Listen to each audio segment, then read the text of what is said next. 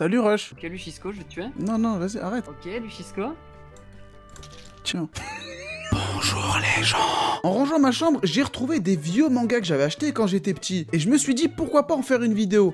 Puisque pour la plupart d'entre eux, bah ils sont bons, voire très très bons. D'ailleurs, si toi t'as des mangas oubliés, déjà s'ils sont oubliés, je sais pas comment tu vas faire pour t'en rappeler. Bah maintenant que tu t'en souviens, tu les as pas forcément oubliés. Mais tu m'as compris, tu vois, des mangas qui ont été oubliés et tout, tu vois. Bref, on va commencer par le premier manga.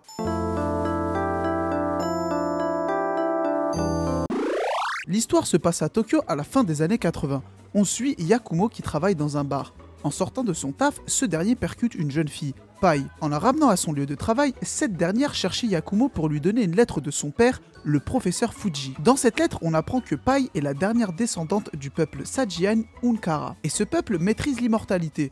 Mais Pai, elle, son rêve, c'est de devenir humaine. Une simple mortelle, quoi. Et le professeur Fuji demande à son fils d'aider Pai à réaliser son rêve en allant à Hong Kong et de mettre la main sur une statue. Mais Yakumo est en colère après son père et refuse. Alors que son daron, il est mort. À ce moment-là, Pai examine sa canne et libère un oiseau géant avec une tête d'humain. Son nom, Takui. Ce dernier, apeuré par la ville, fout la merde partout.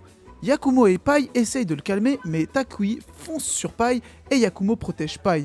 Et son cœur finit transpercé et ce dernier meurt. Et voilà, c'est terminé.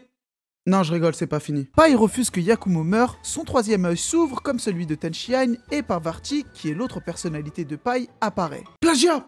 Plagiat! Ils ont copié Dragon Ball! Cette dernière redonne vie à Yakumo et il devient un Wu, un guerrier immortel à son service. Et à partir de ce moment, Yakumo et Pai se lanceront dans une aventure, redevenir et devenir mortels. Mais le pouvoir de Pai attire démons et monstres. En gros, ce sera pas une tâche facile. Personnellement, c'est l'un de mes tout premiers mangas papier que j'ai eu avec Dragon Ball. Le manga, il était édité aux éditions Pika en 40 tomes. J'avais pas tous les tomes, j'avais une bonne vingtaine. Et en rangeant un peu mes mangas, j'ai retrouvé juste le tome 24 et il est dans un sale état parce que il a voyagé à travers le temps du coup. C'était un manga que j'avais surkiffé quand j'étais petit.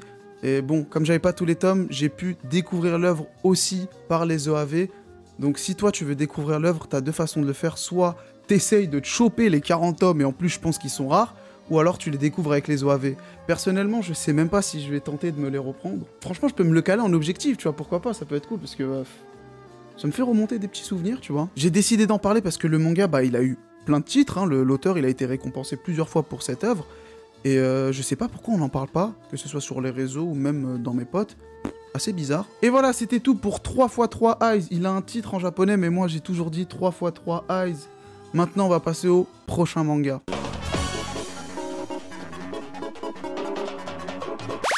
On suit Jin, un petit con qui est footballeur de haut niveau. Il est chaud et il dribble à l'aise les gens. Et le gars, c'est Ronaldinho. Mais malgré son talent pour le foot, Jin n'aime pas ce sport. Par contre, son frère Ryota, lui, aime beaucoup le foot. Un jour, ses parents et son frère meurent tragiquement dans un accident et Jin est en deuil. Et après une bonne journée de réflexion, Jin se lance un objectif, satisfaire son frère qui est mort en créant la meilleure équipe du Japon. Le résumé est court, le manga aussi, puisque c'est un manga qui est édité en 2 tomes. Et c'était aux éditions Feu à l'époque, j'ai lu.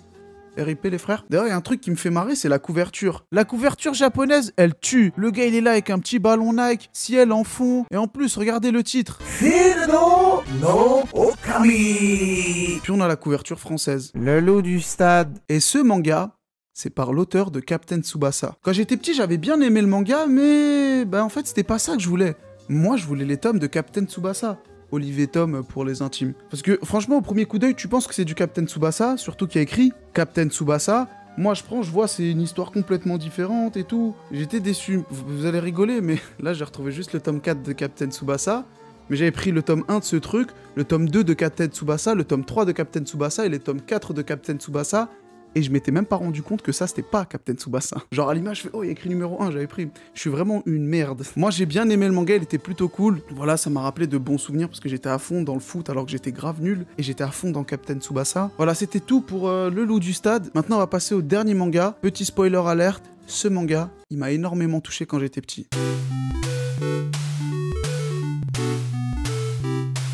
On On suit Train Hartnett, membre des Chronos Numbers. En gros, le type, c'est un assassin. Train est surnommé Black Cat de par sa technique et le fait qu'il agisse souvent la nuit. T'as capté, le gars, il est sombre et tout. Vas-y que j'ai une veste noire. Ouais, je suis dans mon coin et tout. Il rencontre Saya, une chasseuse de primes, et deviennent potes. Quelque chose poussera Train à quitter les Chronos Members et devient lui aussi un chasseur de primes. Il va devoir faire face à Creed Diskens, son ancien coéquipier qui admire Train. D'ailleurs, il me rappelle énormément Hisoka. Ça me choquerait même pas que l'auteur se soit inspiré d'Hisoka. À l'aide de Sven, Rins et Eve, Train va donc suivre sa nouvelle vie de chasseur de primes. Plus jeune, je suis tombé sur ce manga par hasard parce que je me baladais. À la base, j'allais acheter des mangas Dragon Ball. Tu connais. Et puis j'étais tombé sur ce manga avec le style de dessin que j'aimais beaucoup.